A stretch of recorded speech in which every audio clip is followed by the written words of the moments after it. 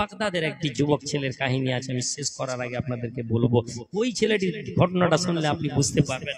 বাগদাদের একজন নেক ছেলে ছিল, সে একদিন রাতের বেলা খাপ দেখছে, অমুক জায়গায় চলে যাও, গাছের নিচে 100 দিরহাম রাখা আছে, ওটা তুমি নিয়ে নাও। সকালে উঠে বিবিকে বলছে, বিবি রে, কাল রাতে খাপ দেখলাম অমুক গাছের কাছে 100 দিরহাম রাখা আছে, আমাকে তুলতে বলা হলো। বিবি বলছে, যাও তুলো। ছেলেটি বলছে, না। কেন? কাল রাতে খাবের মধ্যে আমি জিজ্ঞেস করলাম, এই টাকায় কি বরকত আছে? বলা হলো, না।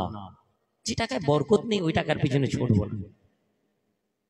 আল্লাহর বান্দা যুবক ছেলে, জওয়ান ছেলে, কয়েকদিন পরে আবার খাব দেখে, খাবের মধ্যে তাকে বলা হয়, অমুক পাহাড়ের কাছে চলে যাও, অমুক পাহাড়ের নিচে অমুক পাথরের নিচে 1000 দিরহাম রাখা আছে, ওই 1000 দিরহাম নিয়ে নাও, ওই 1000 দিরহাম তুমি নিয়ে নাও। যুবক প্রশ্ন করে, এই 1000 দিরহামের মধ্যে কি বরকত আছে? বলা হলো, না। বিবিকে বলছে, বিবি কি পাগল নাকি? 1000 দিরহাম অনেক টাকা, তাড়াতাড়ি করে নিয়ে এসো। ছেলে বলছে, না। বউ ঝগড়া করছে, ছেলে বলছে, না, বরকত নেই বলা হয়েছে, খাবি দেখছি তো, যদি খাবের কথা বিশ্বাস করি তাহলে খাবের কথা পুরো বিশ্বাস করব, বরকত নেই। কিছুদিন পরে আবার খাব দেখছে, অমুক জায়গায় গাছের কাছে যাও, একটি গাছের ডালে কিছু সীসা রাখা আছে। সীসা বুঝেন তো? তামা চাকতি, তামা বলে না, তামা সীসা, মূল্য নেই, একেবারে মূল্যহীন জিনিস। বললো রাখা আছে, ওটা নিয়ে এলাম। ছেলেটি খাবে, জিজ্ঞেস করছে, এর মধ্যে বরকত আছে? বলা হলো, হ্যাঁ। সকালবেলা উঠে বিবিকে বলছে, কয়েকটা সীসার চাকতি একটা গাছের কাছে রাখা আছে, আনতে যাচ্ছে, ওতে বলা হয়েছে বরকত আছে। বউ বলছে, রাখো তোমার বরকত, সীসার চাকতির কি দাম, কেউ নেবে? 2 দিরহাম হবে, 2 দিরহাম দাম হবে না। ছেলে বেরিয়ে গেল, খাবে বলা হয়েছে বরকত আছে, তাহলে খাবের কথা পুরোটাই মানবো। নিয়ে এসে ঘরে রেখেছে। রাতের বেলা ভোরবেলা নামাজ পড়তে উঠে যেমন সময় পাশের প্রতিবেশী ঠকঠক করে দরজা দিচ্ছে, কে বাবার, কে? বলছে, আমি তোমার ভাই জেলে, পাশের প্রতিবেশী। হ্যাঁ ভাই। বলে, ভাই আমার ছেলেগুলো সব সীসাগুলো জাল থেকে খুলে ফেলে দিয়েছে, খেলতে খেলতে কুয়াতে, কিছু সীসা আছে, যদি থাকে তাহলে দাও না ভাই।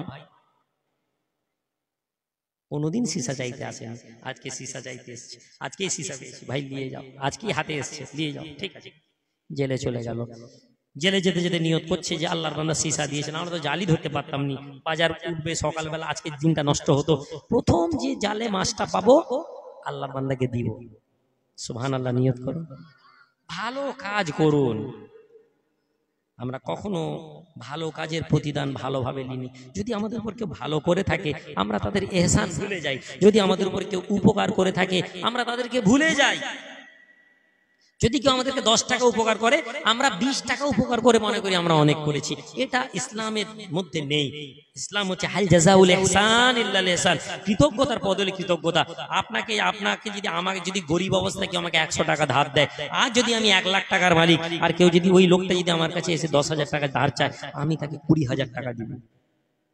আজকে আমার ক্ষমতা আছে, ও লোকের 500 ছিল 100 আমাকে দিয়েছে, আজকে আমার 1 লাখ আছে, আমি 20,000 দিতে পারবো না। এটা ছিল ইসলামের আইডিওলজি, ইসলামের ভাবনা। আমরা কোন, আরে ভাই 1000 টাকা দিয়েছিল আমি 2000 দিয়েছি, কম, আপনি নিজেকে সন্তুষ্ট করছেন, কিন্তু এটা আপনি জানেন এটা ইসলাম না। বেরিয়ে গেছে, জাল ফেলে প্রথম মাছটা একটা বড় মাছ পেয়েছে, তুলে নিয়েছে, বাহ, আলাদা করে রেখেছে, বাকি মাছটা ধরেছে। বেলা করে ফিরছে তো দরজাটা, কি ব্যাপার ভাই, আমি যাওয়ার টাইম আপনাকে বলিনি, নিয়ত করেছিলাম সবচেয়ে বড় মাছ যেটা পাবো আপনাকে দিব, এই মাছটা পেয়েছি, প্রথম জালের মাছ, আপনি রাখেন। আরে ভাই এত বড় মাছ? হ্যাঁ। বলে, না না ভাই, নিয়ত করেছি আমি রাখেন। কি সুন্দর আখলাক, হুসনে আখলাক। আমাদের আজকে তো আওয়াজ করতে সময় চলে গেল, হুসনে আখলাক না হলে মুসলমান হওয়া যায় না। কি করব, এইটা আপনি রাখেন। বিবি বলছে, হ্যাঁ একটা চাকরি, এই একটা মাছ এক প্লেট খেয়ে নাও, এতেই বরকত হয়ে যাবে। বউ বলছে, 1000 দিরহামটা যদি রাখতে কমসে কম একটা দোকান খুলতে পারতে ছোট মতো। মাছটা ছেড়ে কাটতে গেছে, মাছ কাটতে গিয়ে পেটের মধ্যে থেকে দেখছে একটা আংটি বেরিয়েছে। আংটি বেরিয়েছে ভালো দামি। বউ বলছে, আরে এত কি আংটি? দেখে তো বলছি, তো এত চকচক ভালো আংটি, মানে চল চল। বলে, দিয়েছো বাজারে, দেখো।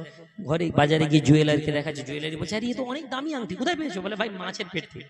বলে, ভাই আমি এটা বিক্রি করতে পারবো, কিনতে পারবো না। চলে যাও বাগদাদে, চলে যাও, বাগদাদে বড় জুয়েলারকে দেখাও, বড় যারা জহুরি, বাগদাদের বড় জহুরিকে দেখাচ্ছে, বাগদাদের জহুরি দেখছি আছে। কোথায় পেয়েছো? বলে, ভাই এ তো আমি আমার ঘর থেকে বলে, এই সত্যি কথা বল। বলে আমার মাছের পেট থেকে। মাছের পেট থেকে? বেটা চোর, এ তো রাজার আংটি। শাহী আমাদের কাছে এসে রাজকুমারীর হাতের আংটি হারিয়ে গেছে, ঢডরা পিটা হয়েছে, চল ভোরে রাজার দরবারে নিয়ে এসছে। রাজা চোর নিয়ে এসছে। এই যত বলছে ভাই বিশ্বাস করো এটা আমার নাই, কাকুতি মিনতি করছে। ইমানদার লোক তোমাদেরকে বলি, তুমি ইমানের উপরে থাকবে, তোমাকে একটা ছোট্ট পরীক্ষা করা হবে। ইমানের রাস্তায় আসবেন, নামাজে আসবেন, মসজিদে আসবেন, ভালো লোক হতে যাবেন, প্রথমেই আপনাকে একটা ধাক্কা দেওয়া হবে। ওই ধাক্কাতে ম্যাক্সিমাম লোক ছিটকে বেরিয়ে যায়। নামাজ পড়িনি এতদিন, কোনো অসুবিধা নেই, এই নামাজ পড়তে শুরু করলাম আর আজকেই পুলিশ গাড়িটা সিজ করে দিল, শয়তান আপনাকে বলবে। নামাজ পড়িনি এতদিন, মদ খেতাম, হই হই করতাম, কোনো অসুবিধা নেই, এই আজ থেকে যেই রোজা রাখতে আরম্ভ করলাম ডাক্তার বললো পেটে পাথরি পড়ে গেছে। আপনি ইমানে যখন সুইচ করবেন, লোহাকে যখন আগুনে পোড়ানো হয়, প্রথমে আগুনে পোড়ানো হয়, তারপরে ওই আঙ্গারে তাকে ঢেলে তাকে তলোয়ার বানানো হয়, ঢাল বানানো হয়, তাকে যেরকম শেপ দেয়। তো আল্লাহর রাস্তায় না প্রথমে একটা ঝটকা আছে, এই ঝটকাটা সহ্য করে নিলে আল্লাহ, আমি ইমানদারি করলাম আর আমাকে চোর বানিয়ে দিল। বাদশার কাছে এসে বাদশা বলছে কি আছে? বাদশা মহারাজ এই ব্যাপারে, এই ব্যাপার। এই সত্যি কথা বলো, রাজকুমারীকে ডাকা হলো, তোমার আংটি হারিয়ে গেছে তুমি বলছো। রাজকুমারী ভয়ে বলছে আমার মহল থেকে কেউ আংটি চুরি করে নিয়েছে। বাপকে বলেছে, বাপ চুরি হয়েছে। বাদশা তো বাদশা ছিল, বলে সত্যি কথা বলো।